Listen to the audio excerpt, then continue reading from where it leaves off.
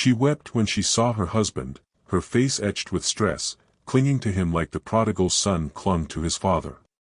Her tears were raw, unfiltered, a stark contrast to the composed, confident woman she usually was. What could have made the wife of a CEO, a woman accustomed to power and privilege, feel this way? What could have reduced her to this state of vulnerability, her shoulders trembling as she buried her face in his chest? On a sunny morning, just hours earlier, Sarah had been rushing through the city, her mind focused on a single task. The day had started like any other, but the urgency of her mission had set it apart. She had thrown on a loose hoodie and a pair of worn jeans, her hair pulled back into a messy bun, her usual, comfort armor, for days when the world felt too heavy. Today, though, the weight of her task pressed harder than usual. She clutched a small, plain envelope in her hand, its contents far more important than they appeared. The sleek glass tower of Thomson Technologies loomed ahead, its reflective surface shining like a symbol of corporate power. Sarah's casual outfit stood out against the polished suits and tailored dresses that usually filled the building's lobby. She rarely visited her husband's workplace, preferring to stay out of the spotlight, but today was different. The envelope in her hand held documents James needed urgently, and she had promised to deliver them herself. As she got closer to the building, her steps quickened. The envelope felt heavier with every step, not because of its size, but because of what it meant. She glanced at her watch, her heart racing. Time was running out, and the pressure grew with every second. The city buzzed around her, cars honked, people talked, and the faint sound of construction filled the air, but Sarah's focus stayed locked on one thing. She had to get to James. Her mind raced as she neared the entrance. The glass doors stood ahead, ready to slide open and reveal the pristine marble floors and the imposing security desk just inside. She paused for a moment, her breath catching in her throat. The difference between her appearance and the corporate grandeur of the lobby was impossible to ignore. She felt exposed, vulnerable, as if every eye in the area was on her. But there was no time to think about it. She tightened her grip on the envelope and moved forward, her determination pushing her past the discomfort. Sarah was just steps away from the entrance when the sound of a sharp voice cut through the air. "Ma'am, stop right there." She froze, her heart skipping a beat. Turning slowly, she saw a police officer approaching her, his hand resting on the holster at his side. His eyes scanned her from head to toe, lingering on her casual clothes and the envelope in her hand. Sarah's stomach dropped. She knew that look, the kind of look that made assumptions before a single word was spoken.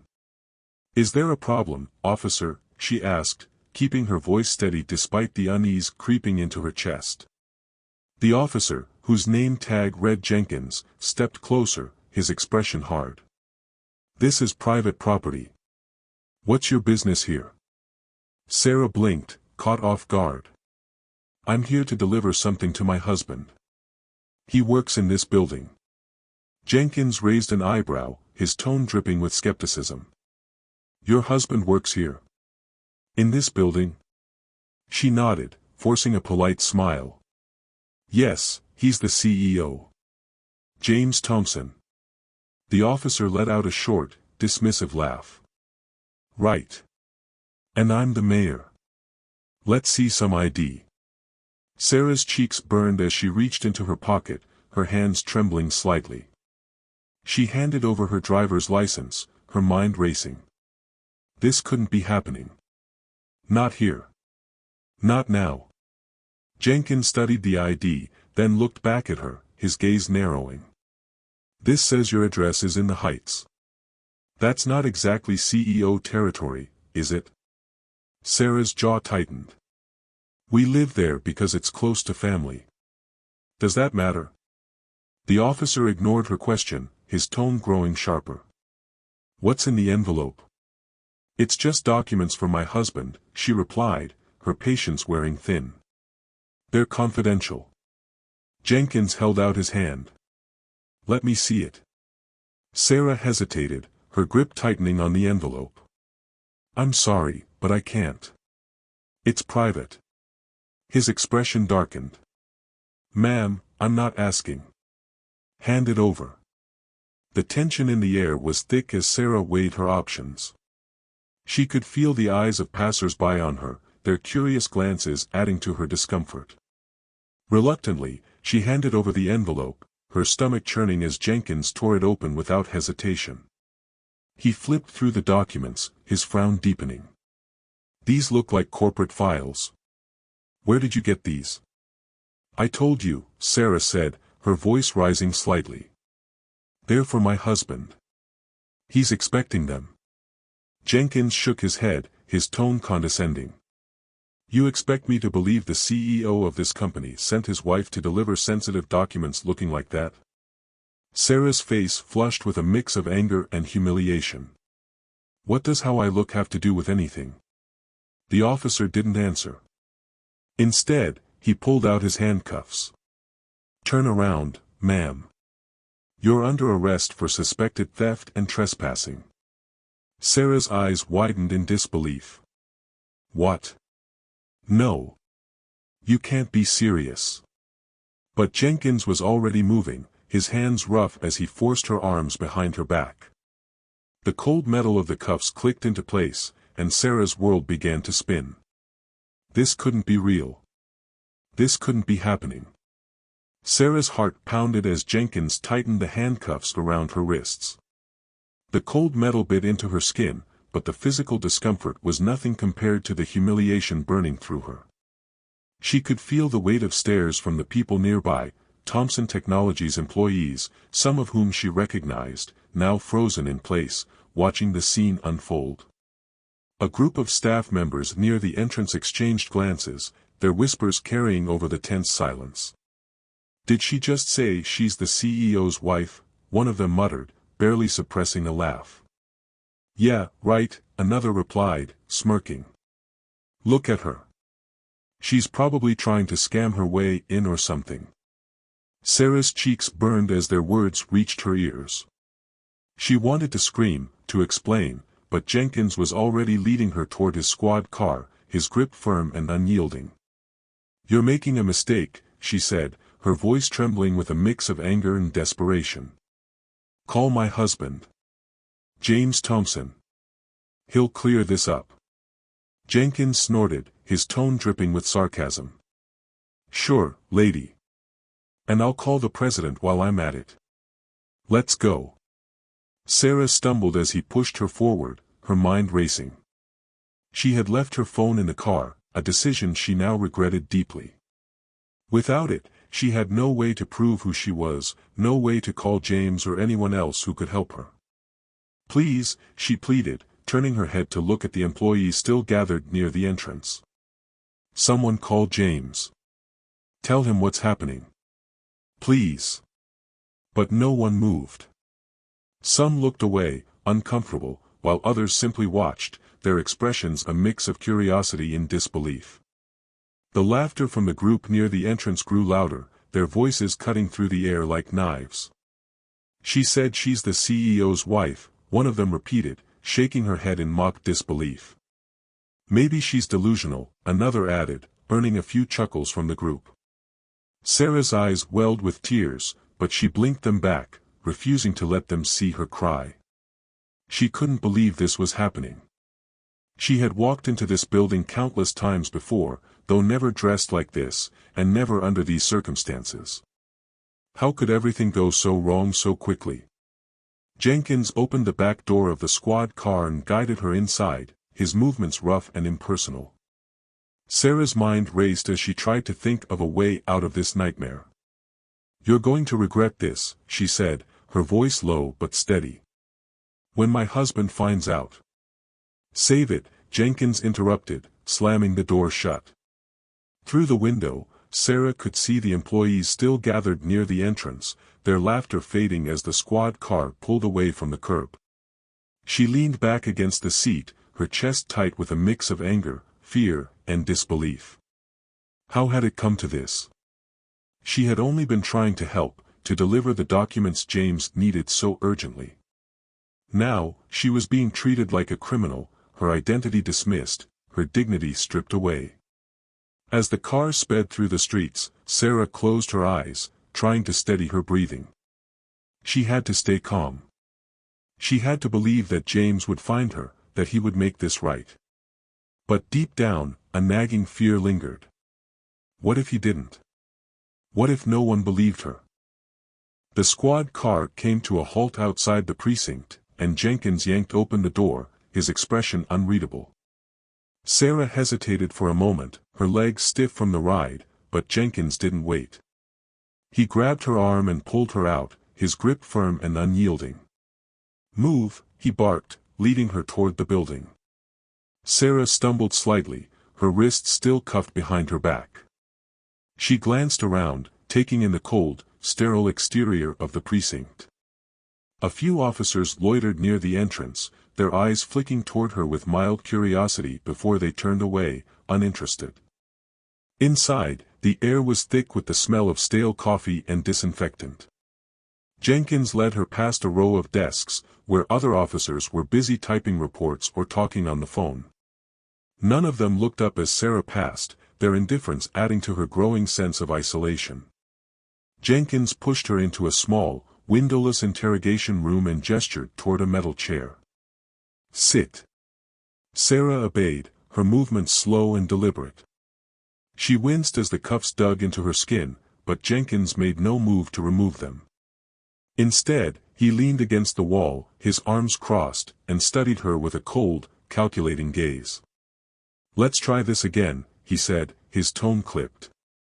"Who are you, and what were you doing at Thompson Technologies?" Sarah took a deep breath, forcing herself to stay calm. "My name is Sarah Thompson. I'm James Thompson's wife. I was delivering documents to him. That's all." Jenkins smirked, clearly unconvinced. "Right. And I'm supposed to believe that the CEO of one of the biggest companies in the city sends his wife to hand-deliver confidential files? Dressed like that?" Sarah's jaw tightened. "What does it matter what I'm wearing? I told you the truth. Call my husband. He'll confirm everything." Jenkins pushed off the wall and took a step closer, his voice dropping to a low, menacing tone. "Here's the thing, Sarah. I don't have time to play games. You were caught trespassing on private property with stolen documents. Now, you can either start talking, or this is going to get a lot worse for you." Sarah's heart raced, but she held his gaze, refusing to back down. "I'm not lying. Check the envelope. The documents are addressed to James. Call him. Please." Jenkins shook his head, his expression hardening. "You don't get it, do you? People like you always think you can talk your way out of anything. But not here. Not with me." Before Sarah could respond, the door opened, and another officer stepped in. He handed Jenkins a file, his eyes briefly flicking toward Sarah before he left without a word. Jenkins flipped through the file, his frown deepening. "No record of a Sarah Thompson married to James Thompson," he said, snapping the file shut. "Looks like you're not who you say you are." Sarah's stomach dropped. "That's impossible. Check again. Or call him. Please, just. Enough." Jenkins slammed his hand on the table, the sound echoing through the small room. "You're not going anywhere until I get some real answers." Sarah's mind raced as Jenkins paced the room, his boots clicking against the tiled floor. The file he held felt like a weapon, its contents twisting her words into lies. She couldn't understand how there was no record of her marriage to James. It didn't make sense. "You're lying," she said, her voice trembling but firm. "There has to be a mistake. Call James. He'll tell you the truth." Jenkins stopped pacing and turned to face her, his expression a mix of frustration and disdain. "You just don't quit, do you? Let me spell it out for you, no one's calling anyone until I say so. You're not in charge here. I am." Sarah's chest tightened, but she refused to look away. "You're making a huge mistake. When my husband finds out." "When your husband finds out?" Jenkins interrupted, his voice dripping with sarcasm. Lady, if you were really married to James Thompson, you wouldn't be sitting here in handcuffs. You'd be sipping champagne in some penthouse, not running around in a hoodie delivering envelopes. The word stung, but Sarah forced herself to stay calm. You don't know anything about me or my life. Just because I'm not dressed like some corporate executive doesn't mean I'm lying. Jenkins leaned in, his face inches from hers. Here's what I know, you were caught trespassing with stolen property. You have no ID to prove who you are, and no one's rushing to bail you out. So, unless you start telling me the truth, you're going to spend the night in a cell. Sarah's hands clenched into fists behind her back, the cuffs digging into her skin. I am telling you the truth. You're the one refusing to listen. Jenkins straightened up, his patience clearly wearing thin. Fine. Have it your way. He turned and walked to the door, pausing to glance back at her. You've got 1 hour to change your story. After that, I'm booking you. The door slammed shut behind him, leaving Sarah alone in the cold, sterile room. She slumped in her chair, her shoulders aching from the strain of the cuffs. Her mind raced, trying to piece together how things had gone so wrong. She thought about James, probably frantic by now, wondering where she was. She thought about the employees at Thompson Technologies, their laughter echoing in her mind. She thought about Jenkins, his smug expression and his refusal to believe her. And then, she thought about the envelope. The documents inside were confidential, meant only for James's eyes. If Jenkins decided to dig deeper, to share them with others, the consequences could be catastrophic. Not just for her, but for James and the company. Sarah closed her eyes, taking a deep breath. She had to stay strong. She had to believe that James would find her, that he would make this right. But as the minutes ticked by, the doubt crept in, whispering fears she couldn't ignore. What if no one believed her? What if no one came? The door creaked open again, and Jenkins stepped back into the room, this time accompanied by another officer. The new officer, a younger man with a bored expression, carried a tablet in his hands. Jenkins gestured toward Sarah, his tone clipped. Run her prints, he said. Let's see if she's got a record. The younger officer nodded and approached Sarah, his movements mechanical. He uncuffed one of her hands long enough to press her fingers against the tablet screen, then snapped the cuffs back into place without a word. Sarah winced at the tightness but said nothing, her eyes fixed on Jenkins. This is ridiculous, she said, her voice low but steady. You're wasting time. Just call my husband. Jenkins ignored her, his attention on the tablet as the younger officer handed it back to him. He scanned the screen, his frown deepening. No matches, he muttered, more to himself than to anyone else. He glanced at Sarah, his expression hardening. You're clean. For now. Sarah exhaled slowly, relief washing over her. So, you'll let me go? Jenkins shook his head, his lips curling into a smirk. Not so fast. Just because you don't have a record doesn't mean you're innocent. You're still trespassing, and you're still in possession of stolen property. Sarah's patience snapped. They're not stolen. I told you, they're for my husband. Call him. Call Thompson Technologies. Someone will confirm who I am. Jenkins leaned against the table, his face inches from hers. Here's the thing, Sarah. Even if you are who you say you are, you're not above the law. You were on private property without authorization, and you refused to cooperate. That's enough to hold you. Sarah's eyes burned with unshed tears, but she refused to let them fall. You're not holding me because of what I did. You're holding me because of what I look like. Admit it. Jenkins straightened up, his expression darkening. Watch your mouth. You're in no position to make accusations. The younger officer shifted uncomfortably, glancing between Jenkins and Sarah. Should I book her, or? Jenkins hesitated, his jaw tightening as he studied Sarah. For a moment, it seemed like he might actually consider her request. But then his expression hardened, and he shook his head. "Book her," he said, his tone final. "Let her cool off in a cell for a while. Maybe that'll knock some sense into her." The younger officer nodded and stepped forward, pulling Sarah to her feet. She didn't resist, her body numb with disbelief. As he led her out of the room, she glanced back at Jenkins, her voice barely above a whisper. "You're going to regret this." Jenkins didn't respond, his attention already elsewhere. The younger officer led Sarah down a narrow hallway, the fluorescent lights flickering overhead. Her wrists ached from the cuffs, but the physical pain was nothing compared to the humiliation burning through her. She kept her head down, avoiding the curious glances of the officers they passed, but she could feel their eyes on her, their whispers following her like a shadow. "What's she in for?" one officer asked, his tone casual, as if Sarah weren't even there.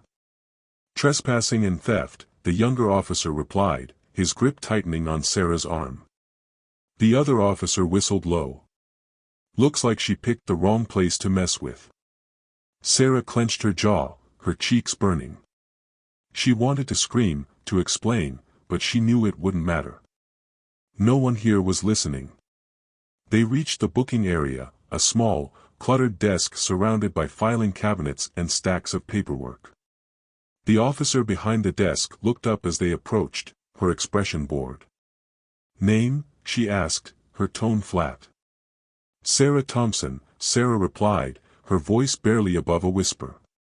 The officer typed something into her computer, then glanced at the younger officer. "What's the charge?" "Trespassing and suspected theft," he said, handing over the file Jenkins had given him. The officer nodded and began typing again, her fingers moving quickly over the keyboard. Sarah stood there, her mind racing. She had to do something, say something, but what? "Can I make a phone call?" she asked, her voice trembling. The officer behind the desk didn't look up. "You'll get your call after processing." Sarah's stomach dropped. "How long will that take?" The officer shrugged. "Depends. Could be an hour. Could be longer." Sarah closed her eyes, fighting back the panic rising in her chest. An hour? Longer? James would be out of his mind by then. She had to find another way. "Please," she said, her voice breaking. "I need to call my husband. He's the CEO of Thompson Technologies. He'll clear this up." The officer finally looked up, her expression skeptical. "Thompson Technologies?" "Sure, honey. And I'm the Queen of England."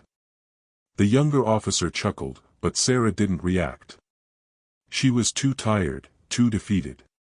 She had tried to explain, to reason with them, but it was no use. They had already made up their minds about her. The officer behind the desk stood and gestured toward a nearby room. "Let's get your photo and fingerprints. Then we'll find you a nice, cozy cell." Sarah's legs felt like lead as she followed the officer into the room. The process was quick and impersonal, the flash of the camera blinding, the ink from the fingerprint pad staining her fingers. When it was over, the officer handed her a thin blanket and a plastic cup of water. "Welcome to your new home," she said, her tone dripping with sarcasm. Sarah didn't respond. She couldn't. Her throat was too tight, her mind too numb. She was led to a small, dimly lit cell and pushed inside, the door slamming shut behind her. The sound echoed through the empty hallway, a final, crushing reminder of her helplessness. James Thompson paced the length of his office, his phone pressed to his ear. The call went to voicemail, again. He ended it with a frustrated swipe and immediately dialed Sarah's number once more. Still no answer. "Where are you, Sarah?" he muttered under his breath, his voice tinged with worry. It wasn't like her to disappear without a word. She had left the house hours ago, promising to deliver the documents he needed for the board meeting. The meeting had come and gone, and still, there was no sign of her. No calls. No texts. Nothing. James glanced at the clock on the wall. 4:37 p.m. His stomach churned as the possibilities raced through his mind. An accident? A breakdown? Something worse? He shook his head, trying to push the thoughts away, but they lingered, gnawing at him. He strode to his desk and pressed the intercom button. "Maggie, get security on the line. Now." His assistant's voice crackled through the speaker. "Right away, Mr. Thompson." Within minutes, the head of Thompson Technology's security team, Greg Harass, was in James's office. Greg was a former police officer, his no-nonsense demeanor and sharp instincts making him one of the best in the business. "Sarah's missing," James said without preamble. "She left the house this morning to bring me some documents, but she never showed up. I've called her a dozen times. No answer." Greg nodded, his expression serious. "When was the last time you heard from her?" "Around 9:30 a.m. She texted to say she was on her way." "And her phone?" "It's going straight to voicemail." Greg pulled out a notepad and began jotting down details. "Do you know what route she would have taken? Any stops she might have made?" James shook his head. "No. She was in a hurry. She said she'd come straight here." Greg's pen paused mid-sentence. "Did she have the documents with her?" "Yes. They were in a plain envelope. Nothing flashy." Greg nodded again, his mind already working through the possibilities. "I'll get a team together. We'll check traffic cameras along the route, see if we can spot her car. I'll also reach out to local hospitals, just in case." James ran a hand through his hair, his frustration mounting. "This doesn't make sense. She wouldn't just vanish." Greg's tone softened slightly. "We'll find her, Mr. Thompson. I'll keep you updated." As Greg left the office, James sank into his chair, his mind racing. He pulled out his phone and scrolled through his contacts, stopping at Sarah's best friend, Lisa. "Lisa, it's James. Have you heard from Sarah today?" There was a pause on the other end. "No, I haven't." "Why? Is everything okay?" James hesitated, not wanting to alarm her, but he needed answers. "She's missing. She was supposed to meet me hours ago, but she never showed up. I'm worried." Lisa's voice tightened with concern. "I'll call around.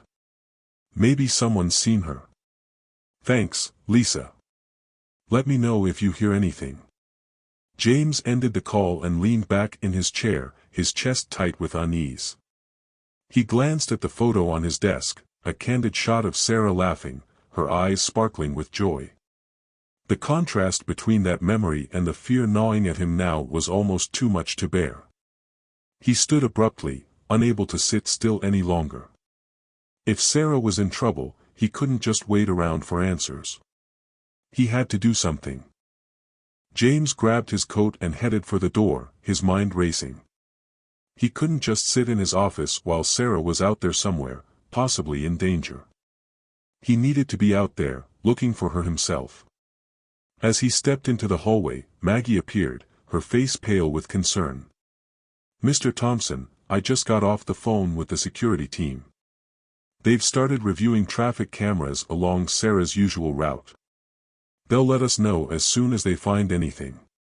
James nodded, barely registering her words. "Good. Keep me updated. I'm heading out to look for her." Maggie hesitated, then handed him a slip of paper. "I also reached out to the local hospitals, just in case. No one matching Sarah's description has been admitted today." James took the paper, his hands trembling slightly. "Thanks, Maggie. I'll be in touch." He hurried to the elevator, his thoughts a chaotic whirlwind. Where could she be? What could have happened? He replayed their last conversation in his mind, searching for any clue he might have missed. The elevator doors opened, and James stepped into the lobby, his eyes scanning the room as if Sarah might suddenly appear. Instead, he was met with the usual bustle of employees and visitors, none of whom seemed to notice his distress. He made his way to the parking garage, his phone buzzing in his pocket. He pulled it out, hoping for news, but it was just Greg. "Mr. Thompson, we've got something," Greg said, his voice tense. Traffic cameras show Sarah's car entering the parking lot around 9:45 a.m. She got out and started walking toward the building, but then James's heart skipped a beat. But then what? Greg hesitated. "It looks like she was stopped by a police officer. They had a conversation, and then, she was taken away in a squad car." James froze, his mind struggling to process the words. "What? Why would they arrest her?" "I don't know," Greg admitted. "But I'm pulling the footage now. I'll send it to you." James's hands clenched into fists. "Which precinct?" "Downtown. I'll text you the address." The call ended, and James stared at his phone, his chest tight with a mix of anger and fear. Sarah, arrested? It didn't make sense. She hadn't done anything wrong. His phone buzzed again, this time with the address of the precinct. Without a second thought, James jumped into his car and sped out of the parking garage, his mind focused on one thing, getting to Sarah. The drive to the precinct felt like an eternity. James gripped the steering wheel, his knuckles white, as he weaved through traffic. His mind raced with questions, each one more infuriating than the last. Why had Sarah been arrested? What had she done, or what had they claimed she'd done? And why hadn't she called him? He pulled into the precinct parking lot and slammed the car into park, barely taking the time to shut the door before he was striding toward the entrance. The building was a stark, imposing structure, its cold exterior doing nothing to ease the storm brewing inside him. Inside, the precinct was a chaotic blend of noise and activity.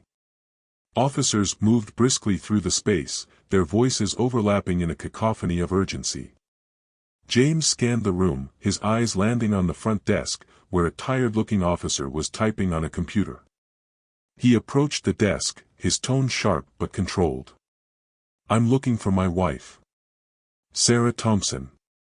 She was brought here earlier today." The officer glanced up, her expression indifferent. "Name?" "Sarah Thompson," James repeated, his patience wearing thin. She typed something into the computer, then shook her head. "No one by that name here." James's jaw tightened. "Check again." "She was brought in by an officer named Jenkins. I have footage of her being taken into custody." The officer's eyebrows lifted slightly, but she didn't argue. She typed again, her eyes scanning the screen. After a moment, she nodded. "Ah, here she is. Sarah Johnson. She's in holding." "Johnson?" James echoed, his frustration boiling over. "Her name is Thompson. Sarah Thompson. My wife." The officer shrugged. "That's what's in the system. You'll need to speak with Officer Jenkins if you want more details." James clenched his fists, forcing himself to stay calm. "Where is he?" The officer gestured toward a hallway. "Second door on the left." James didn't wait for further instructions. He strode down the hallway, his footsteps echoing against the tile floor. He found the door marked, "Interrogation Room 2, and pushed it open without knocking. Inside, Jenkins was seated at a table, flipping through a file. He looked up as James entered, his expression hardening. "Can I help you?" Jenkins asked, his tone dismissive. "Where's my wife?" James demanded, his voice low but seething with anger. Jenkins leaned back in his chair, his gaze narrowing. "And you are?" "James Thompson. Sarah's husband. I want to know why she's here and why she's being held." For a moment, Jenkins froze. His eyes widened slightly, and the color drained from his face. He recognized the name, James Thompson, CEO of Thompson Technologies, one of the most powerful men in the city. The file in his hands suddenly felt heavier, the weight of his mistake pressing down on him. "Mr. Thompson," Jenkins stammered, his tone shifting from dismissive to uneasy. I wasn't aware." "You weren't aware?" James interrupted, his voice rising. "You arrested my wife without even verifying her identity? What kind of operation are you running here?" Jenkins stood, his hands raised in a placating gesture. "Sir, there was a misunderstanding. Your wife was found on private property with sensitive documents. We had to follow protocol." James took a step closer, his presence towering over Jenkins. "Protocol? You mean profiling? Because that's what this looks like to me. You saw a black woman in casual clothes and decided she didn't belong. Isn't that right?" Jenkins opened his mouth to respond, but no words came out. His earlier confidence had evaporated, replaced by a growing sense of dread. He glanced toward the door, as if hoping someone would come to his rescue, but the hallway was empty. "Take me to her," James said, his tone leaving no room for argument. "Now." Jenkins hesitated, then nodded. "Right this way." He led James down another hallway, his steps slower now, his earlier bravado completely gone. When they reached the holding area, Jenkins gestured toward a small, windowless room. "She's in there," he said, his voice barely above a whisper. James stepped inside, his heart pounding. The room was dimly lit, the air thick with tension. And there, sitting on a bench with her head in her hands, was Sarah. She looked up as he entered, her eyes wide with shock and relief. "James." He crossed the room in 2 strides, pulling her into his arms. She clung to him, her body trembling, and for a moment, the rest of the world faded away. "I'm here," he whispered, his voice thick with emotion. "I'm here, Sarah. I've got you." Behind them, Jenkins lingered in the doorway, his face pale and his hands trembling. He knew he'd made a grave mistake, one that could cost him his career, and maybe more. James held Sarah tightly, his arms wrapped around her as if he could shield her from the world. She buried her face in his chest, her tears soaking into his shirt. He could feel her trembling, the weight of her fear and humiliation pressing against him. "I'm so sorry," she whispered, her voice breaking. "I didn't know what to do. They wouldn't listen to me." James pulled back slightly, his hands cupping her face as he looked into her eyes. "This isn't your fault, Sarah. None of this is your fault. Do you hear me?" She nodded, but the tears kept coming. James brushed them away with his thumbs, his heart aching at the sight of her distress. This was Sarah, strong, confident, unshakable Sarah, reduced to this. It was unbearable. Behind them, Jenkins cleared his throat awkwardly. "Mr. Thompson, if you'd like, we can move this to a more comfortable." James turned sharply, cutting him off with a glare. "You've done enough. Get out." Jenkins hesitated, his face flushing with a mix of embarrassment and fear. He opened his mouth to say something, then thought better of it and stepped back, closing the door behind him. James turned his attention back to Sarah, his voice softening. "Are you hurt? Did they do anything to you?" She shook her head. "No, I'm okay. Just shaken. They wouldn't let me call you. They wouldn't listen to me." James's jaw tightened, but he kept his tone gentle. "You don't have to explain anything to me. I'm just glad you're safe." He helped her to her feet, his arm around her shoulders as they walked to the door. When they stepped into the hallway, Jenkins was still there, hovering nervously. "Mr. Thompson," he began, his tone tentative, "if there's anything I can do to—" James cut him off again, his voice cold and sharp. "You can start by explaining why my wife was arrested without cause, held without access to a phone, and treated like a criminal. And then you can explain why her name was changed in your system." Jenkins swallowed hard, his eyes darting between James and Sarah. There was a misunderstanding.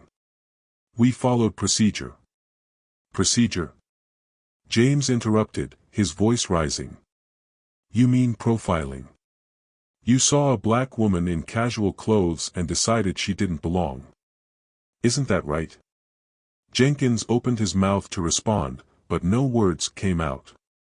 His earlier confidence had evaporated, replaced by a growing sense of dread. He glanced toward the door, as if hoping someone would come to his rescue, but the hallway was empty. James stepped closer, his presence towering over Jenkins. I will make sure you pay for this. Every single person who had a hand in this will answer for what they've done. Jenkins paled, his hands trembling at his sides. Mr. Thompson, I. Save it, James snapped. He turned back to Sarah, his expression softening. Let's get you out of here. They walked down the hallway, Jenkins trailing behind them like a shadow. When they reached the lobby, the other officers stopped what they were doing, their eyes following the trio with a mix of curiosity and unease. As they stepped outside, the cool evening air hit Sarah's face, and she took a deep breath, as if she could finally breathe again. James helped her into the car, his hand resting on hers for a moment before he closed the door. He turned to Jenkins, who had followed them outside. You'll regret this. Jenkins nodded, his face pale and his hands trembling. He watched as James walked around to the driver's side and got in, the car pulling away with a low hum. James took a deep breath, then recounted the events of the previous day, Sarah's arrest, Jenkins's blatant profiling, the humiliation she endured. As he spoke, he could hear Evelyn's pen scratching against paper, her sharp mind already dissecting the details. When he finished, Evelyn let out a low whistle. This is bad. But it's also exactly the kind of case I live for. I'll be at your place in an hour. We've got work to do. True to her word, Evelyn arrived exactly 1 hour later, her briefcase in hand and a determined glint in her eye. She was in her mid-40s, with a commanding presence and a reputation for being both brilliant and unyielding. Where's Sarah? Evelyn asked as she stepped inside. Resting, James replied. It's been a rough 24 hours. Evelyn nodded, her expression softening slightly. I can imagine. Let's get started. I want to hear everything, every detail, no matter how small. They sat in the living room, James recounting the story again while Evelyn took meticulous notes. When he finished, she leaned back in her chair, her eyes narrowing as she processed the information. This isn't just about Jenkins, she said finally. This is about a system that allows, and even encourages, this kind of behavior. If we're going to make a difference, we need to go after the entire precinct. James nodded. What do you need from me? First, I'll need access to any footage you have of the arrest. Second, I'll need Sarah's statement, when she's ready, of course. And third, I'll need your full support. This is going to get ugly, James. They're not going to go down without a fight. James's jaw tightened.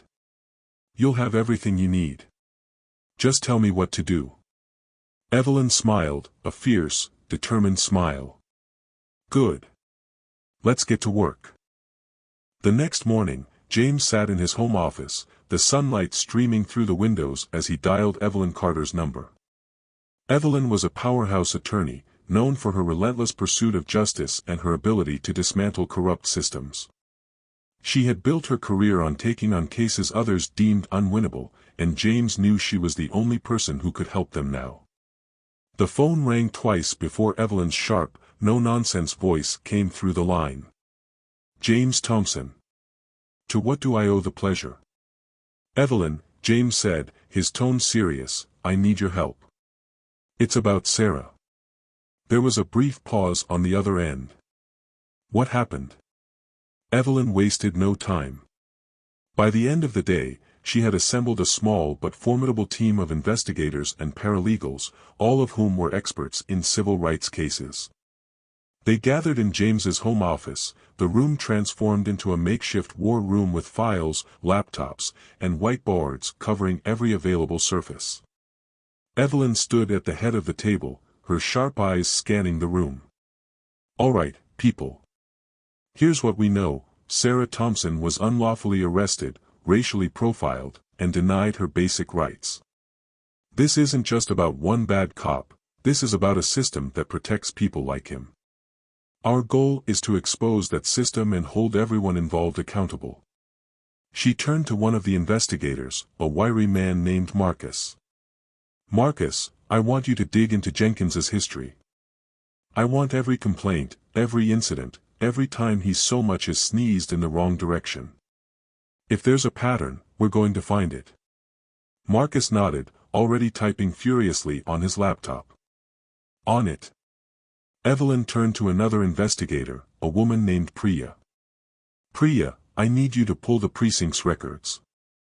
Look for any patterns of misconduct, especially involving racial profiling.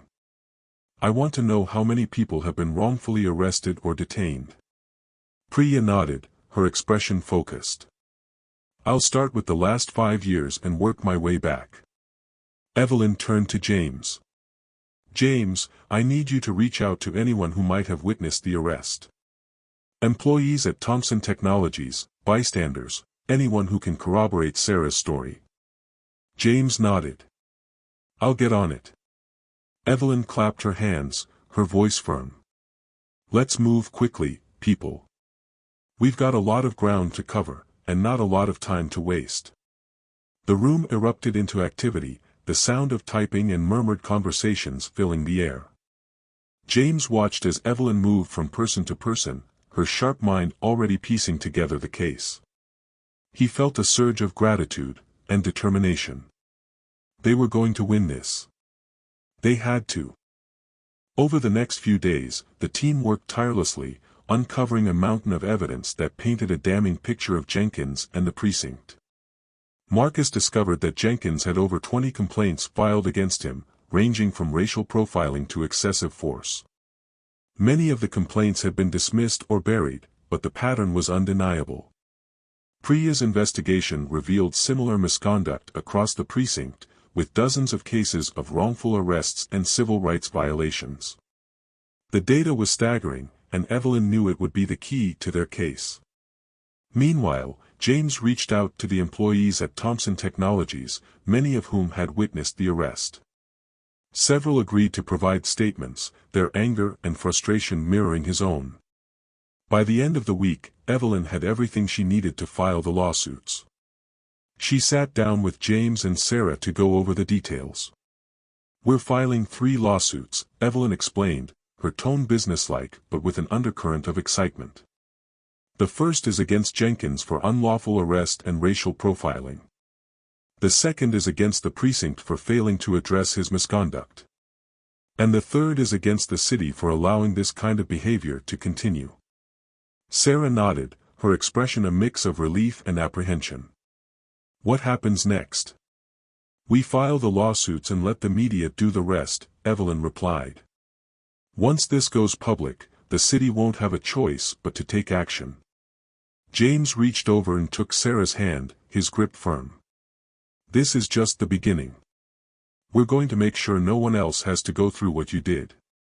Sarah smiled faintly, her eyes filled with a mix of gratitude and determination.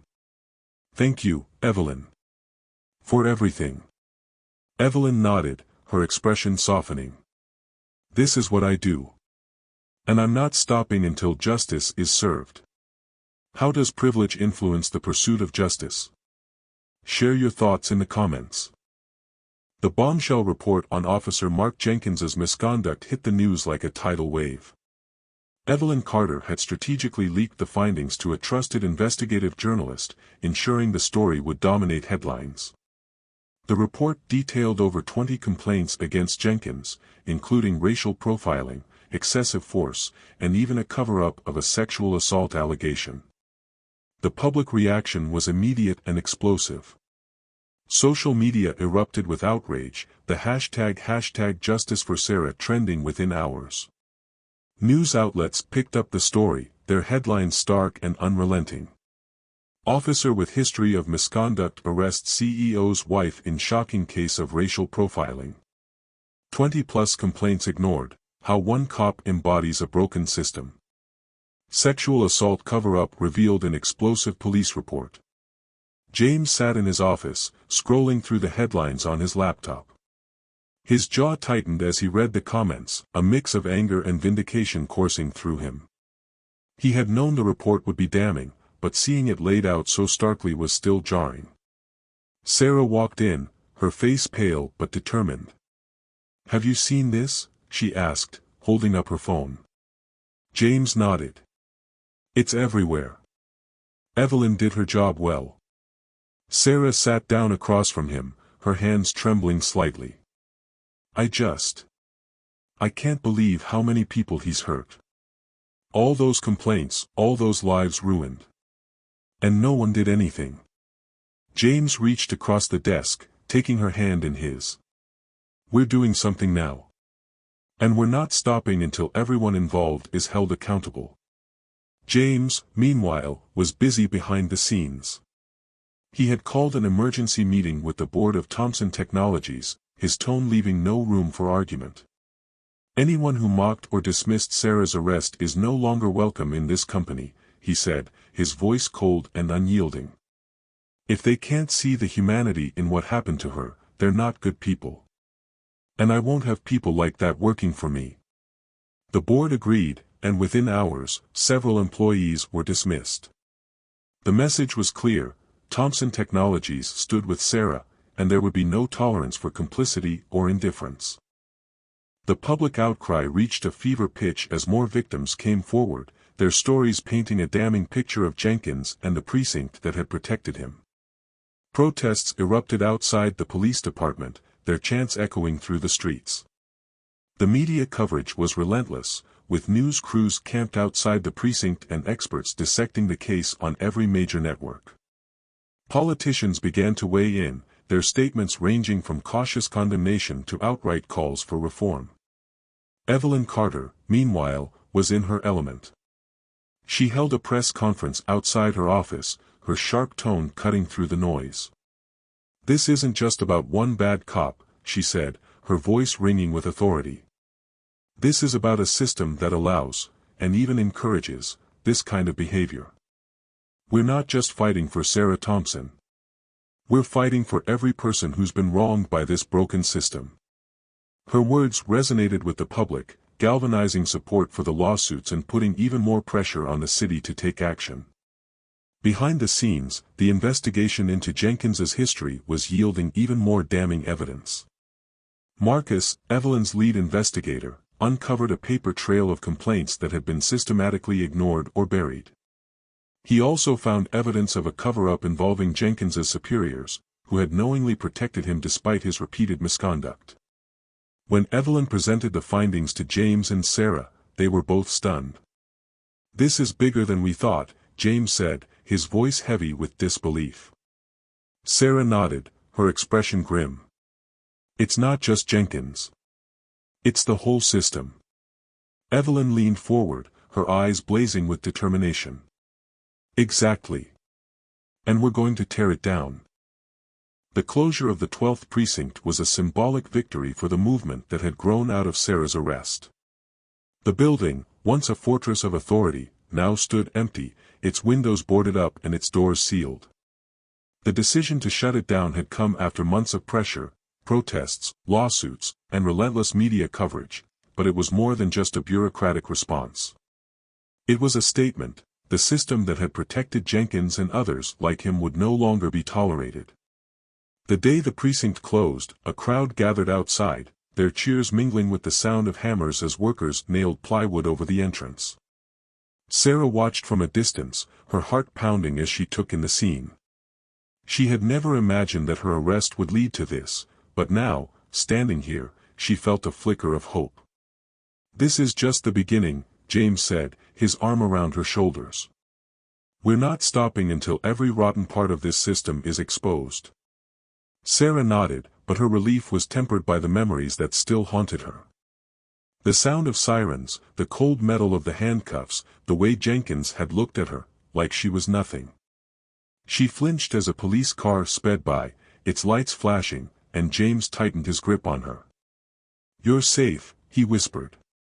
"I'm here." But safety felt elusive.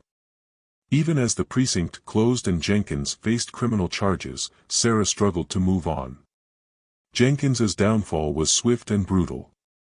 The evidence against him was overwhelming, the 20-plus complaints, the sexual assault cover-up, and the damning footage of Sarah's arrest. Evelyn Carter made sure every detail was laid bare, her legal team working tirelessly to ensure Jenkins would face the full weight of the law. He was charged with multiple counts of unlawful arrest, racial profiling, and civil rights violations, as well as obstruction of justice for his role in the cover-up. The trial was a media circus, with cameras camped outside the courthouse and reporters dissecting every detail. Sarah testified, her voice steady but her hands trembling as she recounted the humiliation and fear she had endured.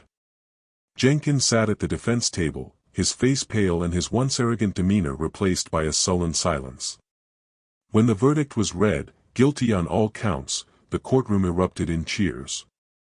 Jenkins was sentenced to 15 years in prison, a rare but significant victory in the fight against police misconduct. The lawsuits against the precinct and the city were harder fought, but Evelyn Carter was relentless. She exposed the systemic rot that had allowed Jenkins's behavior to continue, from the dismissal of complaints to the lack of oversight. The city settled for millions, the money earmarked for community programs and police reform. But the real victory was the precedent it set, a clear message that those in power could no longer hide behind their badges. Despite the victories, Sarah's trauma lingered. She began seeing a therapist, Dr. Patel, a kind but no-nonsense woman who specialized in helping survivors of trauma. "Tell me about the nightmares," Dr. Patel said during one session.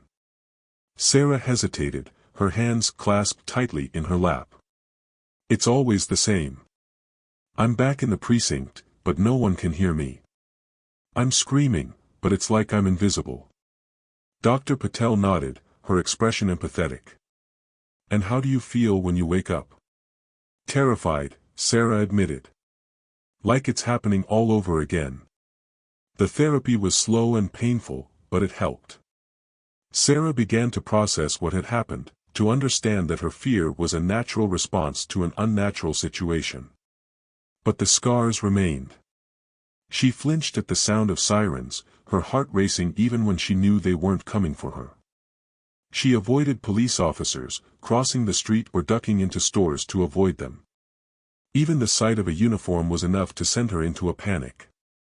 James did his best to support her, but he couldn't fully understand. No one could. The closure of the precinct and Jenkins's conviction were significant victories, but they didn't erase the pain Sarah had endured. They didn't bring back the sense of safety she had lost. What they did do, however, was send a message, that no one was above the law, and that the fight for justice was far from over. As Sarah stood outside the shuttered precinct, watching as the crowd celebrated, she felt a flicker of hope. It wasn't much, but it was a start. The story of Sarah Thompson's arrest wasn't just about one woman's ordeal, it was a mirror held up to a broken system. It showed us how authority can be weaponized, how silence can be complicity, and how deeply we need structural change to root out injustice. Jenkins wasn't some rogue officer acting alone. He was a product of a system that gave him power without accountability. His badge became a shield, protecting him from consequences while his victims paid the price. And he wasn't the only one. Across the country, people in positions of authority abused their power, often without facing any real consequences. The 20-plus complaints against Jenkins were buried, ignored, or dismissed. Each one was a warning that went unheeded, a story that was silenced. And every time someone looked the other way, the system grew more rotten. The cost of that silence? Lives shattered. Trust destroyed. Communities broken. Closing the precinct and putting Jenkins behind bars were important steps, but they weren't enough. Real change means rebuilding the system from the ground up. It means independent oversight to hold people accountable, decentralized power to prevent abuse, and transparency technology to ensure that every action is documented and reviewed. It means making sure no one is above the law. But here's the question we all need to ask ourselves: how many Sarahs never get their phone call? How many people are wronged, humiliated, or worse, and never see justice? How many stories go untold because the system is designed to silence them? This isn't just Sarah's fight. It's ours. Every single one of us. What can you do to stand up against injustice? How can we, as a community, hold those in power accountable? Drop your thoughts below. Let's start a conversation that leads to real change. If this story moved you, don't let it end here. Share it. Talk about it. Let's make sure everyone knows what's at stake. And if you believe in a world where no one has to fear the very people meant to protect them, hit like, subscribe, and join us in fighting for a better future. Thank you for watching, and for caring.